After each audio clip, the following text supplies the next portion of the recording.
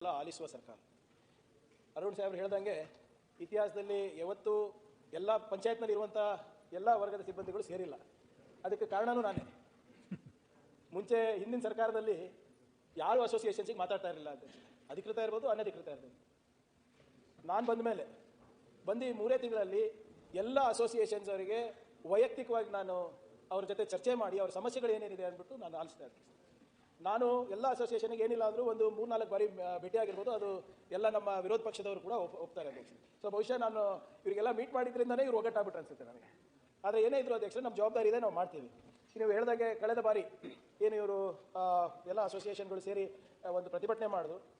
ಅವರ ಒಂದು ಸಲಹೆ ಮೇರೆಗೆ ಪಂಚಾಯತ್ ರಾಜ್ ಕಮಿಷನರ್ ಆಯುಕ್ತರ ಒಂದು ಸಮಿತಿಯನ್ನು ರಚನೆ ಮಾಡಿ ಅವರ ನೇತೃತ್ವದಲ್ಲಿ ಪ್ರತಿಯೊಂದು ಅಸೋಸಿಯೇಷನ್ ಆಗಿ ಇಂಡಿವಿಜುವಲ್ ಆಗೂ ಮಾತಾಡಿದ್ದಾರೆ.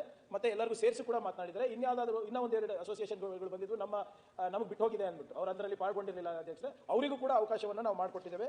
ಮಾನ್ಯ ಸದಸ್ಯರು ಹೇಳಿದಂಗೆ ಯಾವುದು ಫೈನಾನ್ಷಿಯಲ್ ಇಂಪ್ಲಿಕೇಶನ್ ಇಲ್ಲ ಅದನ್ನು ನಾವು ಸಪ್ರೇಟ್ ಮಾಡಿದ್ದೇವೆ. ಯಾವ್ದು ಮಾಡ್ಬೋದು ಅದು ಆಗಲೇ ನಾವು ಮಾಡಿದ್ದೇವೆ. ಮತ್ತು ಕೆಲವು ಯಾವುದು ಫೈನಾನ್ಷಿಯಲ್ ಇಂಪ್ಲಿಕೇಶನ್ಸ್ ಇರುವಂಥದ್ದು ಆರ್ಥಿಕ ಇಲಾಖೆಗೆ ನಾವು ಆಗಲೇ ಕಳಿಸ್ಕೊಟ್ಟಿದ್ದೇವೆ. ಒಂದು 2-3 ಇಂಪಾರ್ಟೆಂಟ್ ಬೇಡಿಕೆಗಳು ಇರೋದನ್ನು. ಮತ್ತು ಯಾವುದು ಇಂಪ್ಲಿಮೆಂಟ್ ಆಗೋದಿಲ್ಲ ಅದನ್ನು ಕೂಡ ನೇರವಾಗಿ ಹೇಳ್ತಾ ಇದ್ದೀವಿ ಅಧ್ಯಕ್ಷ. ಅವರಿಗೆ ಸುತ್ತಿ ಬಳಸಿ ಮಾತಾಡೋದಾಗಲಿ ಅಥವಾ ಇವತ್ತು ಬನ್ನಿ ನಾಳೆ ಬನ್ನಿ ಅಂತ ನಾವು ಯಾವುದೇ ಅವರಿಗೆ ತಪ್ಪು ದಾರಿನಲ್ಲಿ ಹೇಳ್ತೇವೆ. ಯಾಕಂದರೆ ಕಾನೂನಿನ ಅರಿವು ಅವರಿಗೂ ಇದೆ, ಸಂವಿಧಾನದ ಅರಿವು ಅವರಿಗೂ ಇದೆ. ಸೊ ಕಾನೂನಾತ್ಮಕವಾಗಿ ಏನಾಗುತ್ತೆ ಅದನ್ನು ನಾವು ಅಷ್ಟೇ ಮಾಡ್ತೀವಿ ಅಂತ ಕೂಡ ಹೇಳಿದರೆ ನಾನು ಮನವಿ ಮಾಡ್ಕೊಂಡಿದ್ದೀನಿ ಅವರಿಗೆ. ಯಾವುದು ಪ್ರಾಕ್ಟಿಕಲ್ ಇಲ್ಲ, ಲೀಗಲಿ ಪಾಸಿಬಲ್ ಇಲ್ಲ, ಕಾನ್ಸ್ಟಿಟ್ಯೂಷನ್ ಇಲ್ಲ, ಕಾನ್ಸ್ಟಿಟ್ಯೂಷನಲ್ಲಿ ಅವಕಾಶ ಇಲ್ಲ ಅದನ್ನು, ಅಥವಾ ಆ್ಯಕ್ಟಲ್ಲಿ ಅವಕಾಶ ಇಲ್ಲ ಅದನ್ನು ದಯವಿಟ್ಟು ಒತ್ತಾಯ ಮಾಡಬೇಡಿ ಅಂತ ಕೂಡ ಹೇಳಿದ್ದೀನಿ. ಅದಕ್ಕೂ ಕೂಡ ಅವರು ಒಪ್ಪಿದ್ದಾರೆ ಅಧ್ಯಕ್ಷರೇ. ಇದಕ್ಕೆ 3 ತಿಂಗಳ ಕಾಲಾವಧಿಯನ್ನು ಕೇಳಿದ್ದೇವೆ. 1 ತಿಂಗಳಾಗಿದೆ ಅಧ್ಯಕ್ಷರೇ ಸಮಿತಿ ರಚನೆಯಾಗಿ. ಇನ್ನು 2 ತಿಂಗಳಲ್ಲಿ ಸಮರ್ಪಕವಾಗಿ ಎಲ್ಲ ಅಸೋಸಿಯೇಷನ್ ಇದು ಬರುತ್ತೆ. ಅದು ಬಂದ ಮೇಲೆ ಮತ್ತೊಮ್ಮೆ ನಾನೇ ವೈಯಕ್ತಿಕವಾಗಿ ಅವ್ರ ಜೊತೆ ಕೂತ್ಕೊಂಡು what is possible what is not possible ಅಂದ್ಬಿಟ್ಟು ಅವ್ರ ಹತ್ರ ಚರ್ಚೆ ಮಾಡಿ ವಿ ವಿಲ್ ಕಮ್ ಟು ಒಂದು ನಿಮಿಷ ಮುಗಿಸ್ಬಿಡ್ತೀನಿ ಸರ್. ಮತ್ತು ಗೌರವಧನದ ಬಗ್ಗೆ ತಾವು ಹೇಳಿದ್ರಿ ಸರ್. ನಮ್ಮ ಎಲ್ಲ ಆತ್ಮೀಯ ಅಧ್ಯಕ್ಷರು ಉಪಾಧ್ಯಕ್ಷರು ಯಾರಿದ್ದಾರೆ ಅವ್ರದ್ದು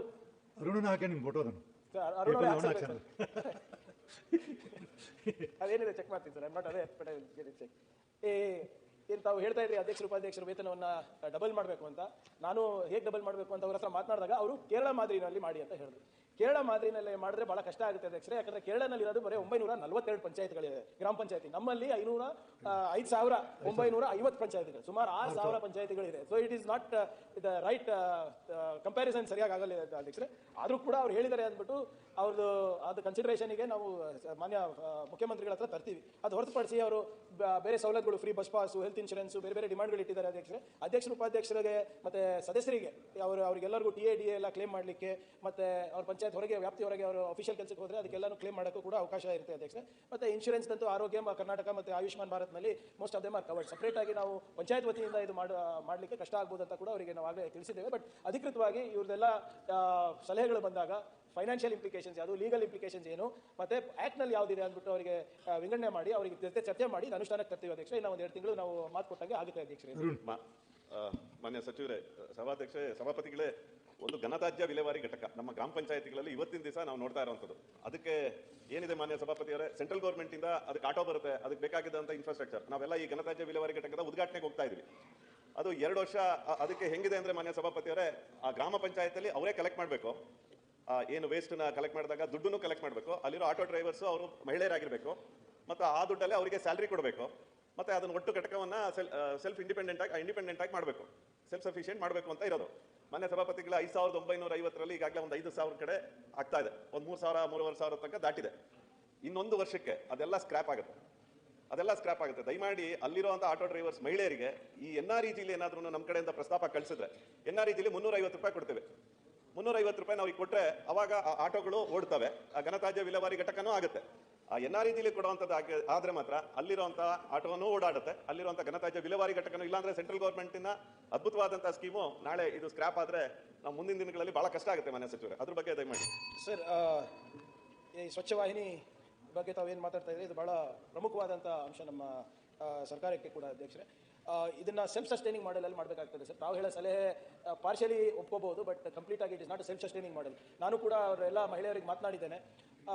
ಇದನ್ನ ಯಾವಾಗ ಅವರು ಈ ಕೆಲಸ ಮಾಡ್ತಾ ಇಲ್ಲ ಅದನ್ನ ನಾವು ಅವರಿಗೆ ಬೇರೆ ಕೆಲಸಕ್ಕೆ ಬಳಸ್ಕೋಬೋದಾ ಅಂದರೆ ಇಂಡಿಪೆಂಡೆಂಟ್ ಆಗ್ಬೋದಾ ಅದು ಅಂದ್ಬಿಟ್ಟು ಲಾಜಿಸ್ಟಿಕಲಿ ಇರ್ಬೋದು ಅಥವಾ ಬೇರೆ ಬೇರೆ ಕೆಲಸಕ್ಕೆ ಮೆಟೀರಿಯಲ್ ರಿಕವರಿ ಫೆಸಿಲಿಟೀಸ್ಗೆ ಹೋಗೋದು ಬರೋದಿರ್ಬೋದು, ಸಣ್ಣ ಪುಟ್ಟ ಕೆಲಸ ಪಂಚಾಯತ್ ಗೋಸ್ಕರ ಮಾಡೋದಿರ್ಬೋದು, ಇವೆಲ್ಲನೂ ಮಾಡಿದ್ರೆ ಅವ್ರು ಸ್ವಾವಲಂಬಿತರಾಗ್ತಾರೆ ಅಂದ್ಬಿಟ್ಟು ಒಂದು ನನ್ನ ವೈಯಕ್ತಿಕ ಅಭಿಪ್ರಾಯ ಆಗಿದೆ ಅಧ್ಯಕ್ಷರೇ. ಅವ್ರ ಹತ್ರನೂ ಮಾತನಾಡಿದ್ದೀವಿ. ಅವರಿಗೆ ಸಂಪೂರ್ಣವಾಗಿ 100% ಯಾವ ರೀತಿ ಬಳಸ್ಕೋಬೇಕು ಅಂದ್ಬಿಟ್ಟು ಕೂಡ ನಾವು ಒಂದು ನೀಲಿ ನಕ್ಷೆಯನ್ನು ಹಾಕ್ತಾ ಇದೀವಿ ಅಧ್ಯಕ್ಷ. ನಮಗೆ ಸಮಸ್ಯೆ ಇರೋದು ಈ ರೂರಲ್ ಅರ್ಬನ್ನಲ್ಲಿ, ಅಂದರೆ ರೂರಲ್ ಈ ಪಟ್ಟಣ ಅಥವಾ ನಗರ ಪ್ರದೇಶ ಹೊರವಲಯದಲ್ಲಿ ಏನು ತೊಂದರೆ ಇಲ್ಲ ಅಧ್ಯಕ್ಷ. ಗ್ರಾಮೀಣ ಮಟ್ಟದಲ್ಲಿ ಯಾಕಂದರೆ ಘನತ್ಯಾಜ್ಯ ಕೊಡೋದು ಸೆಗ್ರಿಗೇಷನ್ ಅಲ್ಲಿ ಆಗ್ತಾ ಇಲ್ಲ. ಇನ್ನೂ ಸ್ವಲ್ಪ ನಾವು ಅಲ್ಲಿ ಹೆಚ್ಚಿನ ಅರಿವು ಮೂಡಿಸಬೇಕಾಗ್ತದೆ. ಸೊ ಇದು ಬಹಳ ಪ್ರಮುಖವಾದಂಥ ವಿಷಯ ತಾವು ಪ್ರಸ್ತಾಪ ಮಾಡಿದ್ದೀರಾ. ಇದ್ರ ಬಗ್ಗೆ ನಮ್ಮ ಸರ್ಕಾರದ ಚಿಂತನೆ ಇದೆ. ಅವರಿಗೆ ಹೇಗೆ ನಾವು ಸ್ವಾವಲಂಬಿತರು ಮಾಡಿ ಅವ್ರ ಕಾಲ ಮೇಲೆ ಅವ್ರು ನಿಂತ್ಕೋಬಹುದು ಅಂತ ಒಂದು ನೀಲಿ ನಕ್ಷೆ ಹಾಕಬೇಕಾಗುತ್ತೆ. ಇಲ್ಲದ್ರೆ ನಾವು ಹೇಳ್ದಂಗೆ ನಾವು ಅವರಿಗೆ ತರಬೇತಿ ಕೊಟ್ಟು, ಅವರಿಗೆ ಆಟೋ ಕೊಟ್ಟು, ಅವರಿಗೆ ಎಲ್ಲ ರೀತಿಯಾದ ಸವಲತ್ತು ಕೊಟ್ಟರು ಕೂಡ ಅವರಿಗೆ ಗಳಿಕೆ ಇಲ್ಲ ಅಂದರೆ ಇದು ಪ್ರಯೋಜನ ಆಗೋದಿಲ್ಲ. ಸೊ ಖಂಡಿತವಾಗೂ we are working on it. Probably as soon as possible we will give out a business model for them.